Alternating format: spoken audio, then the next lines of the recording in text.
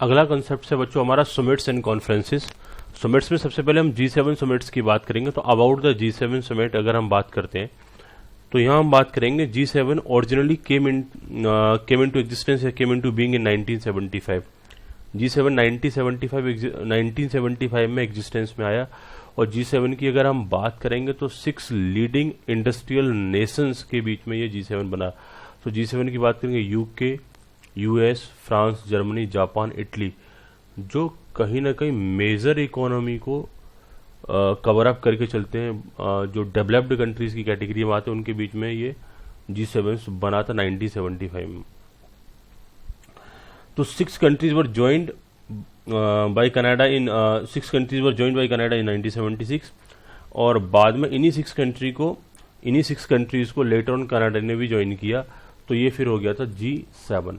तो इनिशियली अगर हम बात करें G7 की तो इसमें 6 कंट्रीज थे, लेकिन बाद में इसमें कनाडा भी ज्वाइन हो गया तो ये G7 हो गया।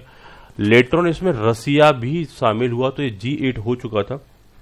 But Russia is suspended in 2014 में 2014 रसिया को सस्पेंड कर दिया गया क्योंकि Russia annexed Crimea from Ukraine. That means Russia ने बेसिकली जो क्रेमिका जो एरिया है उसको यूक्रेन से कहीं ना कहीं छीन लिया था। इन दैट पर्टिकुलर केस में बाकी सारे कंट्री उसके अगेंस्ट हो गए और उसे सस्पेंड कर दिया गया 2014 में।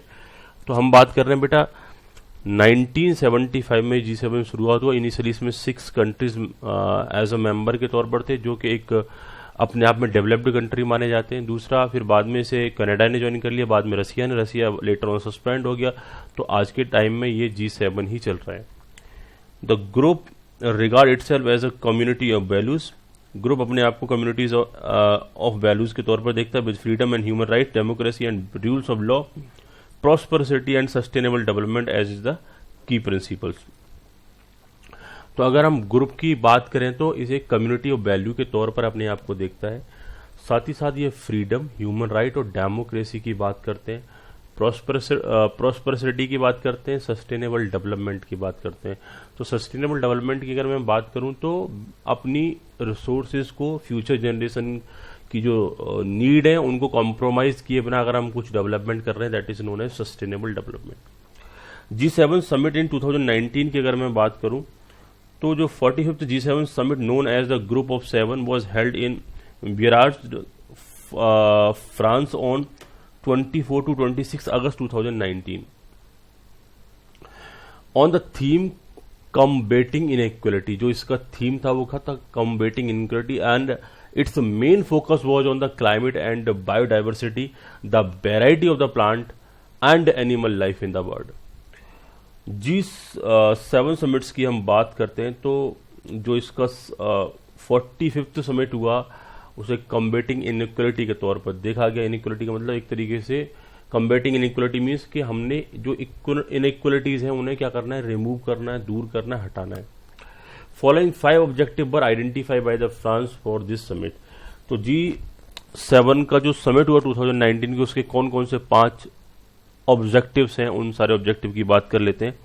कहीं ना कहीं ये fighting inequalities of the opportunity, that means inequalities को रिमूव करना, प्रमोटिंग इन पर्टिकुलर जेंडर इक्वलिटी। और इनका कहना है कि जो जेंडर बेसिस पर इक्वलिटी होना चाहिए, ऐसा नहीं होना चाहिए कि जेंडर बेसिस पर किसी को प्रीफरेंस मिल रहा है तो किसी को नॉन प्रीफरेंस मिल रहा है। दैट मीन्स हम किसी को प्रीफरेंस दे रहे हैं तो किसी को प्रीफरेंस नहीं दे रहे हैं, ऐसा नहीं होना चाहिए। Access to the education and high quality health services, reducing environment inequalities, environment से रिलेटेड इनइक्वलिटीज खत्म होनी चाहिए। दैट मीन्स हमारा प्लेनेट प्रोटेक्टेड होना चाहिए, हमारी जो रिसोर्सेज हैं वो भी प्रोटेक्टेड होना चाहिए, ओशियंस वगैरह को कोई नुकसान नहीं होना चाहिए। ये सारे सेकंड पॉइंट में कवर अप कर लिए गए। Strengthening the social dimension of the globalisation through more fair and equitable trade. हमारा जो ट्रेड होना चाहिए, टैक्स रिलेटेड कंसेप्ट होने चाहिए, डेवलपमेंट पॉलिसीज होनी चाहिए, वो हमारी फेयर होनी चाहिए। Taking action for piece against the security. इनका कहना है कि कोई लड़ाई झगड़ा नहीं होना चाहिए, वॉर जैसी सिचुएशन नहीं होनी चाहिए, थ्रेट्स नहीं होनी चाहिए, टेररिज्म नहीं होना चाहिए, दैट मीन्स पीस होना चाहिए। Tapping into the opportunity created by the digital technology and artificial intelligence. इनका कहना है डिजिटल या आर्टिफिशियल इंटेलिजेंस से जो थिंग्स डेवलप हो रही हैं उसका एक एडवांटेज लेना चाहिए, अपॉर्चुनिटीज को ग्रैब करना चाहिए। G7 summit was hosted by the France President Emmanuel Macron the annual meet was attended by the 7 state member. तो इनका कहना है G7 समिट को होस्ट किया किसने होस्ट किया, फ्रांस ने किया। दूसरा, this year France has also invited the non member. इनका कहना है G7 के मेंबर साथ हैं, उसके अलावा फ्रांस ने नॉन मेंबर्स को भी इन्वाइट किया, नॉन मेंबर कंट्रीज को भी इन्वाइट किया, who are playing an important part in the world politics. और उन कंट्रीज को इन्वाइट किया जो वर्ल्ड पॉलिटिक्स में एक इंपॉर्टेंट पार्ट प्ले कर रहे हैं, जैसे India, Australia, Spain, south Africa, Senegal and Rwanda जैसे जो कंट्रीज थे उनको यहाँ पर इन्वाइट किया गया। The countries were invited as a Biarritz partner country, यानी वियरार्ड्स पार्टनर कंट्री के तौर पर बोला गया। The US will take over the G7 presidency from January 2020। That means अब प्रेसिडेंसी का मतलब होता है कि जो भी मीटिंग्स वगैरह होल्ड होंगी दैट पर्टिकुलर कंट्री में चलेंगी और प्रेजाइडिंग ऑफिसर उन्हीं का होगा। दैट मीन्स इनकी जो प्रेसिडेंसी होती है वो सीट ट्रांसफर होती है, मूविंग सीट्स होती हैं, जो जितने भी मेंबर कंट्रीज होते हैं सबके पास प्रेसिडेंसी होल्ड होती है। तो G7 की जो प्रेसिडेंसी होगी वो 1 जनवरी 2020 से किसके पास चली जाएगी, यूएस के पास चली जाएगी। दैट मीन्स हमने बात किया जो इंपॉर्टेंट पॉइंट्स थे उनको टिक कर लिया। इंडिया इन G7 समिट्स की अगर हम बात करें तो India has been invited to attend G7 summit after a gap of almost 10 year, 10 साल की गैप के बाद। 2005 में टोनी ब्लेयर जो ब्रिटिश प्राइम मिनिस्टर थे उन्होंने इन्वाइट किया था डॉक्टर मनमोहन सिंह जो कि उस टाइम के तत्कालीन प्रधानमंत्री थे, उस टाइम के जो प्राइम मिनिस्टर थे, और स्कॉटलैंड में ये हमारा मीटिंग हुआ था। तो उसके 10 साल बाद इंडिया को G7 समिट में इन्वाइट किया गया, वो भी फ्रांस के थ्रू। ये पॉइंट्स है बेटा, आप इन्हें रिटेन कर लेना G7 समिट्स के रिगार्ड में। आगे हम बात करेंगे G20 समिट्स। ये G20 का मतलब ग्रुप ऑफ 20। ये group of 20 is a premiere international forum for global economic cooperation. ये 20 डिफरेंट जो मेजर इकोनॉमीज हैं, जो वर्ल्ड वाइड मेजर इकोनॉमीज हैं, वो मिलकर के एक ग्रुप बनाया हुआ है, group of 20।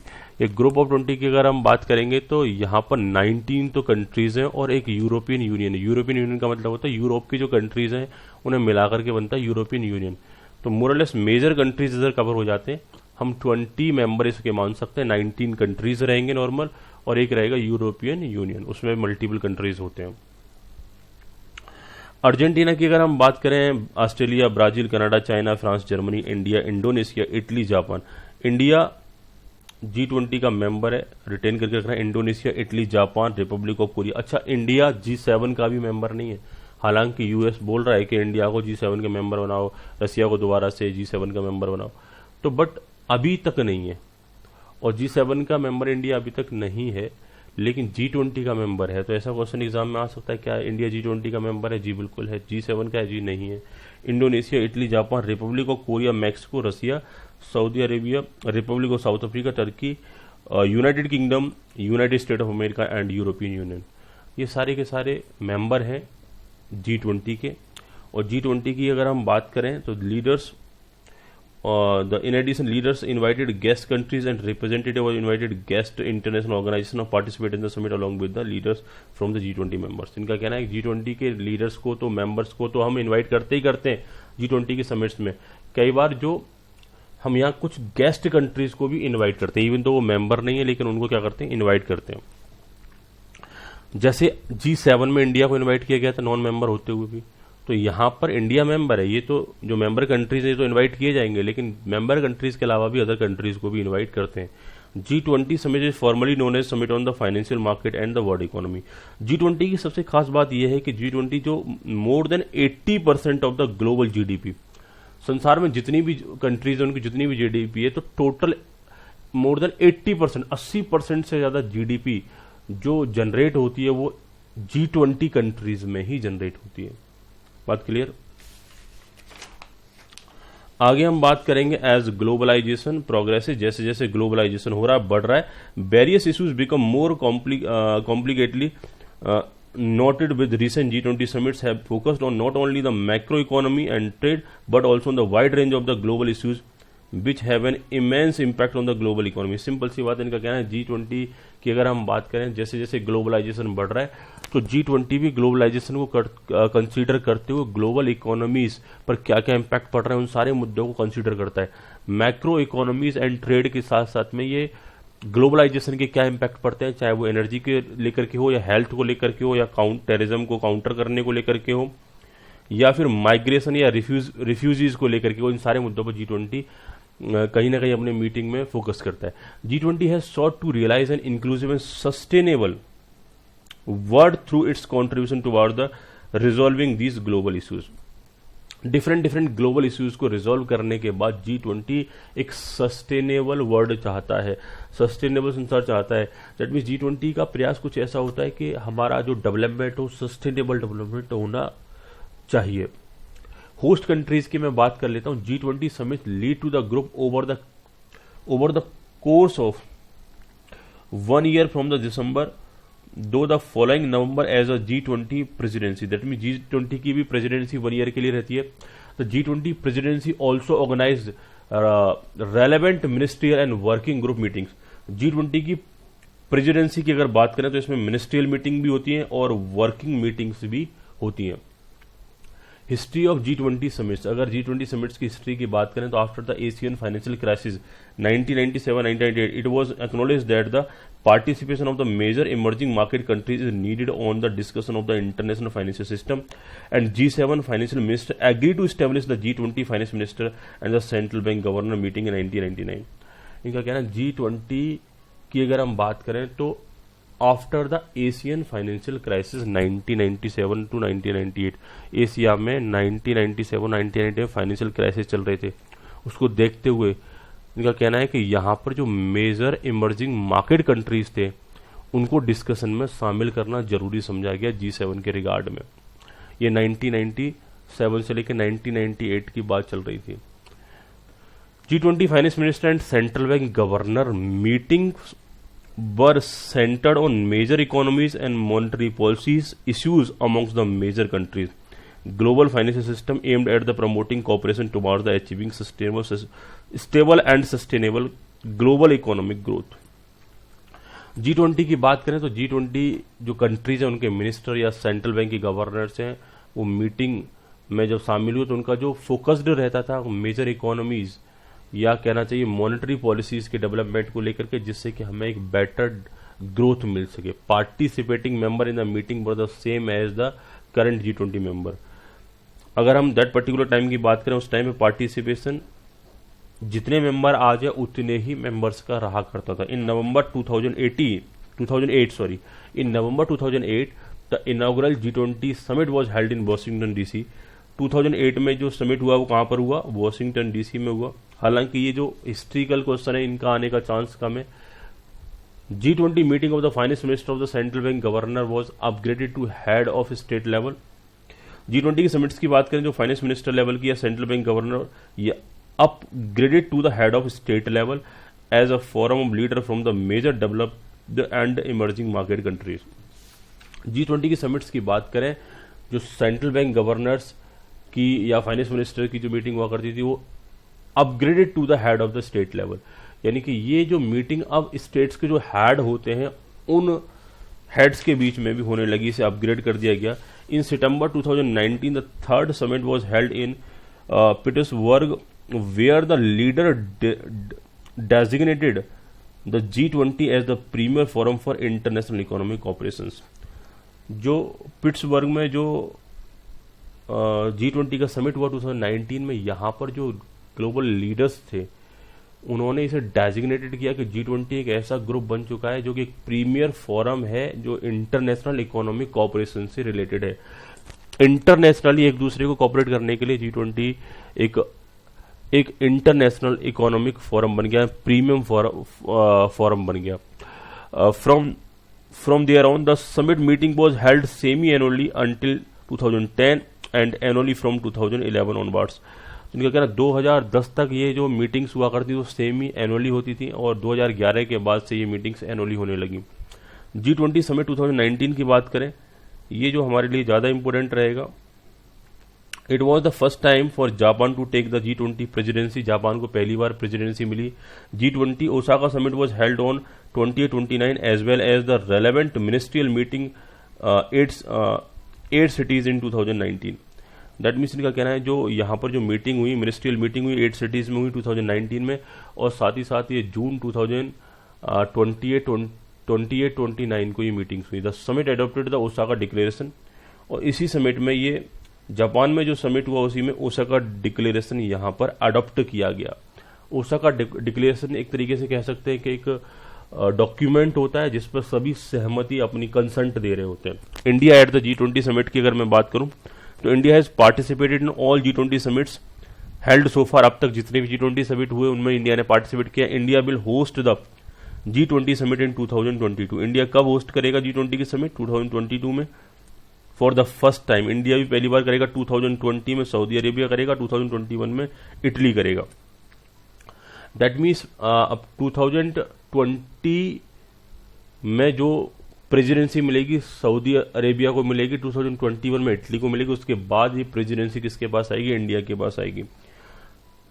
India growth and developed policies are very much align with the principle highlighted in the Osaka declaration. Osaka declaration जो ग्रोथ से या डेवलपमेंट से रिलेटेड जो डिक्लेरेशन थे वो इंडिया के पॉलिसीज से काफी हद तक मैच करते हैं। However India refuse to sign the declaration on Osaka track. लेकिन इंडिया ने जो ओसाका ट्रैक पर डिक्लेरेशन को साइन करने से रिफ्यूज कर दिया as an principle framework launched by the Japan prime minister Shinzo Abe promoting cross border data flow at the recently concluded G20 summits in Japan. इनका कहना G20 समिट जो Japan में हुआ उसमें जो ओसाका ट्रैक का जो डिक्लेरेशन था उस पर इंडिया ने साइन नहीं किया, उस पर इंडिया ने साइन करने से मना कर दिया। और ये जो कहीं ना कहीं ये जो ओसाका ट्रैक जो डिक्लेरेशन था वो किससे रिलेटेड था कि जो हमारे क्रॉस बॉर्डर डाटा का फ्लो होता है, इंफॉर्मेशन एक कंट्री से दूसरे कंट्री में जाते हैं, इससे कनेक्टेड ये हमारा डिक्लेरेशन था। The declaration describe the Osaka track as the process which demonstrates the commitment to promote international policy discussion, inter alia international rule making, trade related aspect of the electronic commerce at WTO। इनका कहना है कि अगर Osaka track की अगर हम बात करें तो इंटरनेशनल लेवल पर डिफरेंट टाइप की commitment, policy, inter Alia international rule making और साथ ही साथ में trade related aspect of the electronic commerce, ये सारे के सारे एस्पेक्ट हमारे इस ओसाका ट्रैक में आने थे, लेकिन इंडिया ने इसमें सिग्नेचर नहीं किए। Basically it is an initiative seek to the removal of the provision on data localisation and urge nation to negotiate rules और data flow, cloud computing amongst the other. Basically अगर बात की जाए, it is an initiative seeks to removal of provision on the data localisation. That means हम बात करेंगे जो ये ओसाका ट्रैक था ये है क्या कि डाटा के लोकलाइजेशन पर जो प्रोविजंस होता है, removal of provision on data localisation, यानी कि जो कनेक्टेड डाटा है, जिस एरिया से कनेक्टेड डाटा है उसको वहां पर मेंटेन किया जा सकता है, नहीं किया जा सकता, ऐसे कुछ पहले प्रोविजंस हुआ करते थे। अब उन प्रोविजंस को हटाना इस पर्टिकुलर डिक्लेरेशन का पार्ट था। तो इनका basically it is an initiative, ये एक इनिशिएटिव था seek to the removal of provision हट रही थी कहां से? Data localisation and urge nation to negotiate rules and data flows. और नेशन आपस में डाटा के फ्लो को लेकर के नेगोशिएट कर सकते थे, बातचीत कर सकते थे। क्लाउड कंप्यूटिंग मतलब जो डाटा हमारा सर्वर पर स्टोर होता है उसे क्लाउड कंप्यूटिंग बोला जाता है। Cloud computing amongst the other, that mean एक नेशन दूसरे नेशन से जो डाटा के फ्लो को एक्सचेंज कर सकता था, बातचीत कर सकता था। India, Indonesia, Egypt and South Africa did not sign the declaration. In particular country India ने, इंडोनेशिया ने, इजिप्ट, साउथ अफ्रीका ने इस डिक्लेरेशन को साइन नहीं किया। इसके अलावा और फर्दर डिटेल में जाना चाहते हो तो इसकी वेबसाइट पर जा सकते हो, G20 की वेबसाइट पर। अगली अगर हम मीटिंग की बात करें तो India to host no money for terror conference 2020। इनका कहना है इंडिया ने होस्ट किया India host to no money for terror conference 2020। That means जो टेरर है, जो टेररिस्ट है उनके लिए फंडिंग नहीं होना चाहिए। तो India will host no money for terror conference in 2020। साथ ही साथ इनका कहना है 2020 की अगर हम बात करें तो 2020 के मार्च से ही आप देख रहे हो कि पेंडेमिक का सिचुएशन आ गया, तो यहां वर्किंग एकदम से रुक गया है। लेकिन जो प्लान यही था कि इंडिया होस्ट करेगा no money for terror conference in 2020। The announcement made at no money for terror conference in Melbourne Australia. That means ये अनाउंसमेंट पहले ही हो गया था मेलबोर्न ऑस्ट्रेलिया में कि टेरर फंडिंग के लिए, टेरर्स के लिए मनी फंड नहीं होगी। No money for terror conference organised by the financial intelligence unit FIUs of over 100 countries jointly called the Egmont Group। इनका कहना है कि जो टेरर फंडिंग से कनेक्टेड जो ग्रुप्स हैं इन ग्रुप्स को कोई पैसा नहीं देगा। That means different different countries जो कई बार टेरर फंडिंग में शामिल होते हैं, जो भी पर्सन टेरर फंडिंग में शामिल होते हैं, वो इस कॉन्फ्रेंस के थ्रू यहाँ पर एक डेडिकेशन बनाया जा रहा है कि हम इस टाइप की फंडिंग नहीं होने देंगे, टेररिस्ट के हाथों में पैसा नहीं जाने देंगे, न उनके हाथों में पैसा होगा, न वो किसी तरीके की प्रॉब्लम क्रिएट करेंगे। The countries which participate in the meeting should also effectively enforce the standard mandated bye the financial action task force FATF and UN listing. इनका कहना है जो कंट्रीज इस मीटिंग में शामिल हुए वो कहीं ना कहीं जितने भी ये गाइडेंस है उनको फॉलो भी कराएंगे। The members are required to initiate discussion on the counter financing of the radicalizations CFR which would prevent radicalization and essential prerequisites of terrorism। इनका कहना है कि जो मेंबर कंट्रीज है, members are required to initiate discussion on the counter financing of radicalisation. Counter financing और radicalisation मतलब है कि जो टेरर फंडिंग के लिए, टेरर फंडिंग जो होती है उसको रोकने के लिए लिए जाने वाले स्टेप्स को बोला जाएगा काउंटर फाइनेंसिंग ऑफ रेडिकलाइजेशन। जो रेडिकलाइजेशन इज अ टर्म जो कि टेरर फंडिंग की तरफ इंडिकेट करता है, तो इस टाइप से फंडिंग नहीं होगी, उसके लिए हमने काउंटर फाइनेंसिंग करनी होगी, counter financing of radicalization which would prevent the radicalization and essential prerequisites of the terrorism. That means अगर हम बात करें तो टेररिज्म के लिए फंड की जरूरत पड़ती है, उसके लिए हम काउंटर फंडिंग करेंगे, दैट फंडिंग को रोकने का प्रयास करेंगे, ये सारे कंट्रीज करेंगे। India to host no money for terror conference 2020 को डिस्कस किया। इसके बाद अगला मुद्दा रहेगा बच्चों 22nd national conference on e governance 2019।